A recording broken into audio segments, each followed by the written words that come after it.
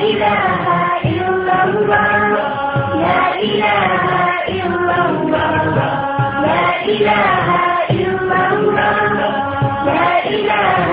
إلا الله محمد رسول الله محمد رسول الله. haddii aan wiil badan guur ah la galo oo uu iga dheeraado oo uu dal kale aado ama uu joogo balse wiil kale oo isla markaa guur i weydiisto ma ka bixi karaa balantii wiilkii kale? dayib arrinta ku saabsan guurka ballantiisa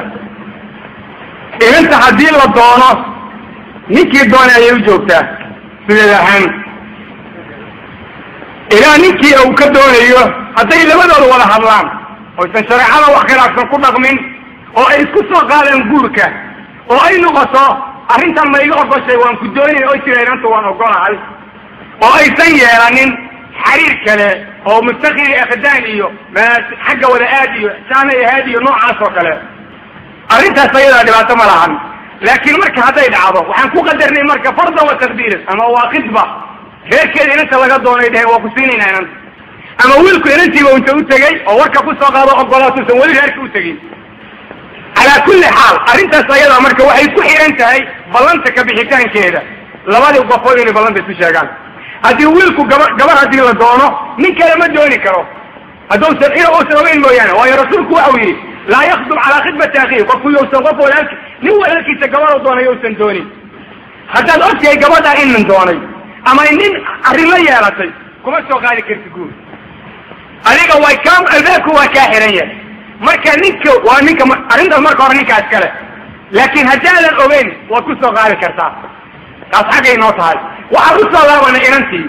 inanta iyo ninka isdoonaya oo reerka iska doonay ama mawduuca isku soo qaaday mawduuca kan hadday ayugu doonaan way isfasixi karaan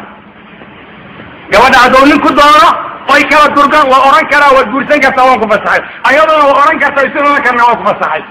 laakiin haddaan taasu dhicin oo ninkan gabadha la siiyo la yidhi waa lagu siinaya reerkeeda uu ka doonay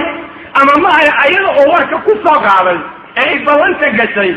waxyaala sharciga khilaafsan oo kalena aysan meesha ku jirin ballantaa wax looga bixi kara waa la doonayaa ballanta markii laga baxayo waa in qofka loo sheegaa maxaa yeele allah wuxuu qur-aanka ku yidhi oofiya ballanta yaa ayuha aladiina aamanuu awfuu bilcuquud cuquudda ballanta ayaa kamid a midda kale ilaa ahada qadar rasuulku calaamaynta munaafiqiinta ayuu ku tiriyey laakiin waxaa la isku hayaa inanku ma la yeelan karaa inanta yani ballan guur qadiyada la isweydiinaya taa weeye arrintaas ayadaana waxay dad badan oo muslimiinta kamidu ku xirayaan hadday arrintu tahay kaliya isku soo qaad oo wixii shareecadu ay diidda walaa mutakhiri akhdaanin aysan jirin ninku waa oran karaa inanta waan ku doonayaa ayadana waa oran kartaa waayaan waxba kala qabay oo oran reerkayga u tag reerka inta loo tegaya sanada way qaadan kartaa oo dhib ka taagan ma jiro laakiin waxaa la doonaya inaan wax kale meeshaa ku jirin baaraha laga soo wada casheeyey xabad sambusa laysi soo siiyey iyo sheekadaas meesha kuma jirto jacayl baan geerihiisa wada dhisaynaa iyo dhinac ka waraabay dhinacaan ka waraabin iyo may taa ma jirto qadiyadaas iyada maya marka ha isfasaxeen dadkaas hadday mawduuca ka baxayaan nacam لا إله إلا الله لا إله إلا الله